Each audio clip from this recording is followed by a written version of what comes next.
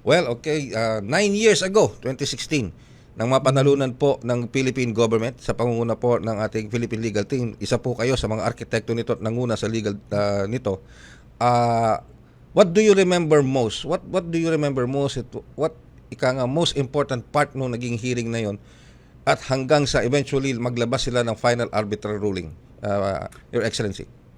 Ah, Actually, looking back, no, maraming mga punto doon sa history ng ating arbitration ang talagang, how do you say, nakakaantig ng puso na talagang it shows how we struggled. So siguro, umpisahan ko yung araw mismo na lumabas Mm. yung decision because at the time na lumabas yung decision nung ika-12 ng Hulyo, ako po yung nandoon sa Washington DC, nasa law firm ng Foley and Wag at naghihintay ng decision lumabas kasi pinadala po yan mga alas 5 ng madaling araw, Washington DC time. Tapos po yung decision lumalabas ng isa-isa. So, meron po kasi tayong 15 submission na naging 16, naging 16. So, isa-isang submission na yun. So, for example, yung first and second submission tungkol sa tungkol sa legitimacy ng 9-dash line na nabanggit mo kanina kung tama ba yon o mali. So, isa-isang lumalabas. So, lahat nung lumalabas so far pabor sa atin, no? Parang hindi ka makapaniwala kasi para doon sa mga nakakaalam sa sa trend in terms of international cases, most often than not, parang 50-50%. Parang you don't get 90% or 95%, no? So yung kaso natin was really unprecedented in so many ways. Number one, ang bilis na na-desisyonan within 2 to 3 years or less than 3 years na na-desisyonan. Pangalawa, ang pinaka-importante dito, out of the 15 submissions na ginawa na sinabit natin for decision ng tribunal, 95 to 97% were in our favor decisively. And we're so grateful sa mga judges. And then yung last, na naging number 16 submission, because Taiwan participated also on behalf of China, with question ng Ito Aba. The most important, in fact, from my perspective, no? Kasi lahat ng napanalunan natin doon sa 15, pag hindi na desisyonan yung number 16, o patas lang, parang back to zero tayo. Okay. Hindi na-resolve yung dispute. So, nung lumabas yun, hindi mo maipaliwanag kung ano na yung nararamdaman mo. Wow, totoo ba itong naririnig namin? In fact, nung lumabas yung, i-describe ko lang, Rhea, Yes. yung atmosphere at the time, in that room, it was the conference room ng Foley and Wag, ang nandoon, myself, Paul Reichler, the foreign lead counsel, si Lawrence Martin, and then another lawyer of ours, Lovenstein, and then mga entire lawyer assistants nila. That conference. So lahat seryoso. And then may isang machine doon na lumalabas kasi pinapadala electronic. Okay, lumabas isa. And then number 1 and number 2 submission in favor of the Philippines. Wow. Okay. Number 3 in favor of the Philippines. Wow. 4. Wow. 5, 6, 7, 8 hanggang 15. Wow! Pero hindi ka makakasigaw kasi may suspense yung number 16. Okay. Yung Ito Aba. Okay. Nung lumabas yung Ito Aba, hindi rin, walang sumigaw muna, parang binasa uli namin. Okay. Sigurado. Para paniwala. Then, oo, tapos nagtinginan kami nila Paul, sa wikang English, you're reading it the same way I'm reading it, right? Your interpretation is my So we were cross-checking if we were reading the same thing. And then when everybody confirmed na yung Ito Aba is a rock, wow. That's It's it. very Yun na hard yun. to describe. Parang iiyakan na, sisigaw ka. It was one moment actually, maybe for the country, you feel you Mhm. feel you feel the happiness for the Mhm. country. Mhm. And when Mhm. you say the country and for the entire Filipino nation, you're not only referring to the present generation, Yes. you're also referring to the previous generations who struggled Mhm. Mhm. back in the days to have the Philippines considered as a state, as a Yes. respectable member Mhm. of the community of nations. Mhm. Somehow we were able to put that dignity there as one among equals in this Mhm. community. But it is also about the dignity of future generations of Filipinos. Yes, oo. It Pero was it was something. yeah. Yun yung atmosphere. Of course, it was also the first time that we went there for the hearing on the jurisdiction. Mhm. To be there in the Peace Palace, inside the courtroom also Mhm. was another feeling. And then because wow, hindi ka makapaniwala that finally we were able to Yes. bring Unanimous, ah. small country like ours Mhm. na nadala natin yung isang malaking bansa, and now we are really, eto na yung realidad na Mhm. talagang may hearing. So yun, another milestone yan. Yeah, And then the it other was milestone, of yes. course, lalaktaw na ako Mm. doon sa last day. I think I was looking at the pictures na pinakikita nyo dyan, Aha. with me, Paul, right? Immediately after the hearing on the merits, we were all in joy Mhm. because malalaman mo naman if you have a good feeling about the case, Aha. whether naipakita ba natin yung lahat ng argumento na gusto natin ipakita, maganda ba ang presentasyon natin. Mhm. I think it was a good positive feeling, so much so na nung nag-adjourn na Mhm. finally yung court, yung tribunal, everybody was so not relieved but happy, Mhm. and that's why all the pictures you saw, no? Ayun. And Okay. so Ngayon, Your Excellency, so okay, ang ganda ng lumabas sa mga decisions natin dito no, nung 9 years ago. Pero ano ba sa bukod dito sa huling-huling hinihintay pinakahihintay ninyong ika nga decision ano. Meron pa bang iba na ika nga let's say sabihin na nating naging concern din na baka hindi tayo makakuha ng favorable ika nga award dito o decision dito sa mga nilatag ninyo sa arbitral court? tama ka, Ray.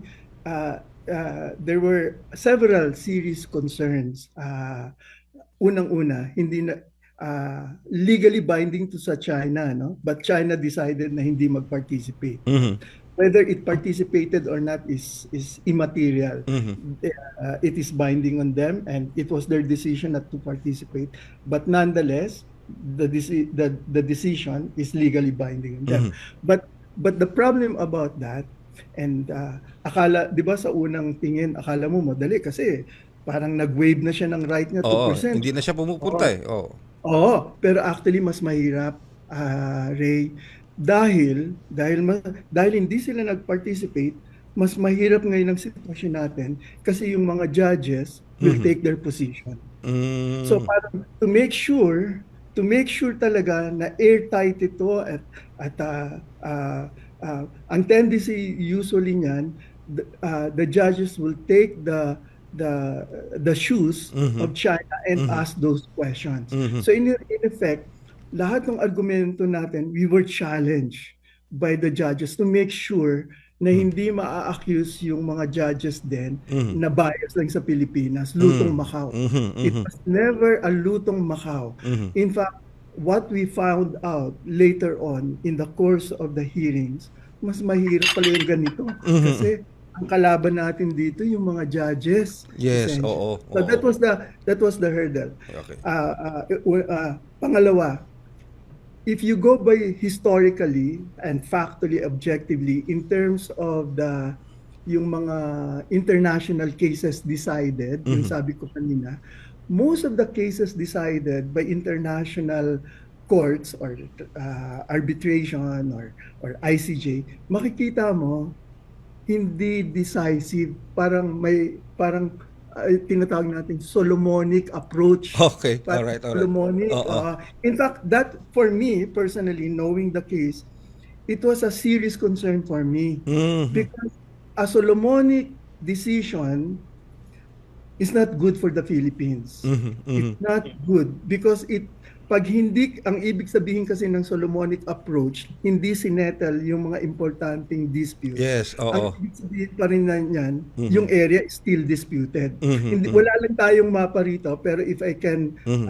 somehow describe, Mhm. for example, yung Ito Aba, kung Mhm. hindi na desisyonan yon at hindi natin dinala yon at walang desisyon doon, kahit na nanalo tayo doon sa 15, Mhm. pag yung Ito Aba, hindi mo alam ngayon kung ano ba, isla ba yan o Yes, rock. oo, oo, oo. So kung bato yan, which is what we wanted, then settled and where we are now, no? Yes, oo. Malinaw kung ano yung disputed area. Mhm. To be more precise, ang disputed area lang is on the rock and Mhm. up to 12 nautical miles. Oo, Maliit oo. lang yun, Ray. Maliit lang. Mhm. So, ibig sabihin, malaking portion, malaking bahagi ng ating EEZ at continental shelf, hindi disputed. Yes, Pero oo. kung walang desisyon, sabihin mo na, dalawang option, hindi dinesisyonan. So, ambiguous. Mhm. Subject to sa interpretation ng China. So, kung sabihin ng China na isla yan at entitled sa 200, Okay. kahit nanalo tayo doon sa 15th Mhm, submission, mhm. malaking bahagi pa rin Mhm. ng ating EEZ at continental shelf, by the way, including yung recto bank, Oh. disputed pa rin. Mm. So in a way, pointless. Mhm. Pointless. So yun yung isang kinakatakutan ko. In fact, in the middle of the process, kasi I also go out in conferences, no, to Mhm. explain.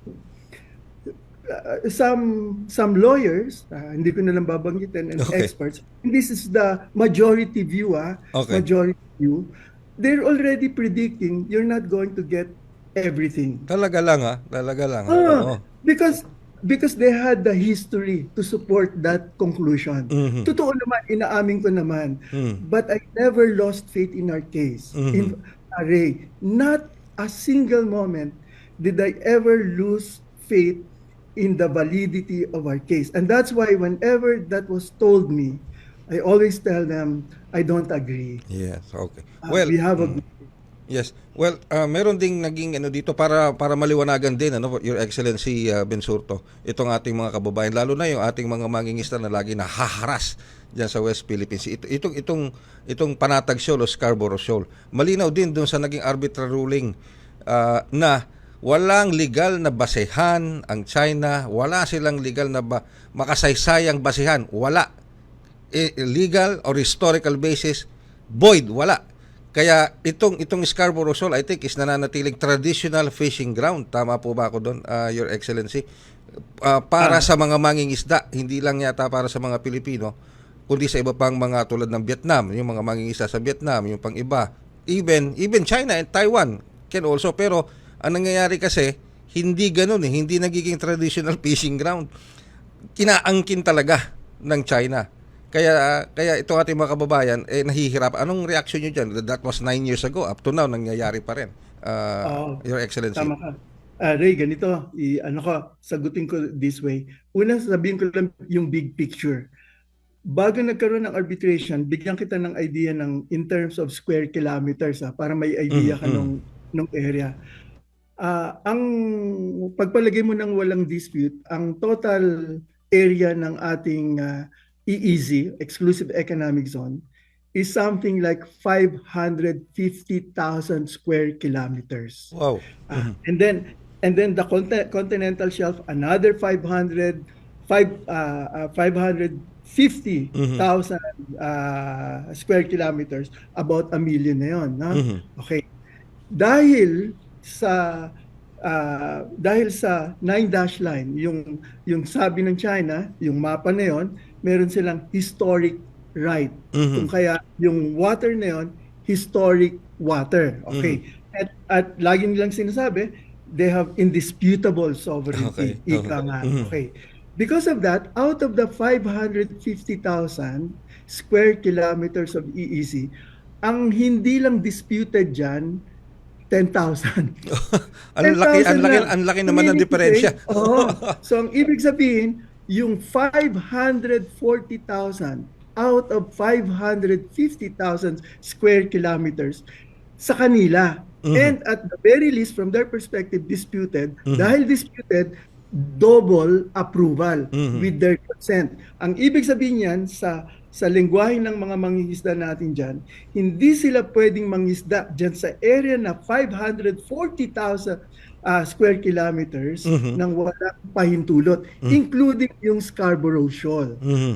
Can you imagine, pwede lang mangisda ang ating mangingisda doon sa portion na 10,000. Okay.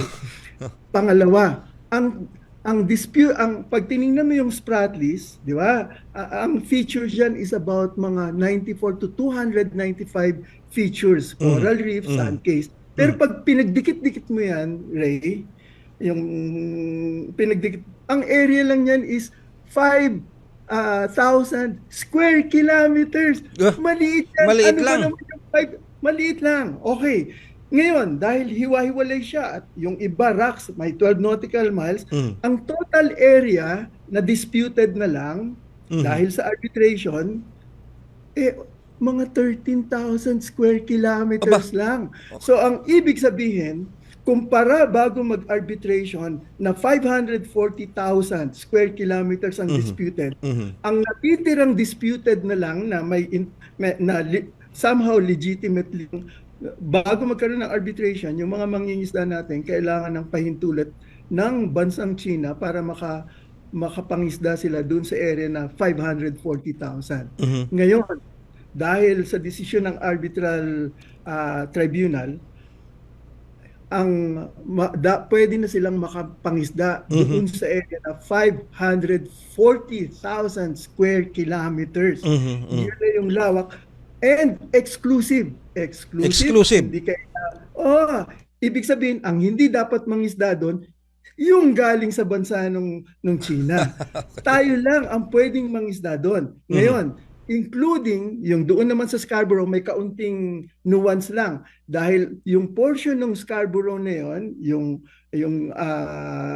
area na yon, ang sinasabi kasi hindi naman natin pwedeng dalhin sa arbitral tribunal kung sino yung may-ari nung bato.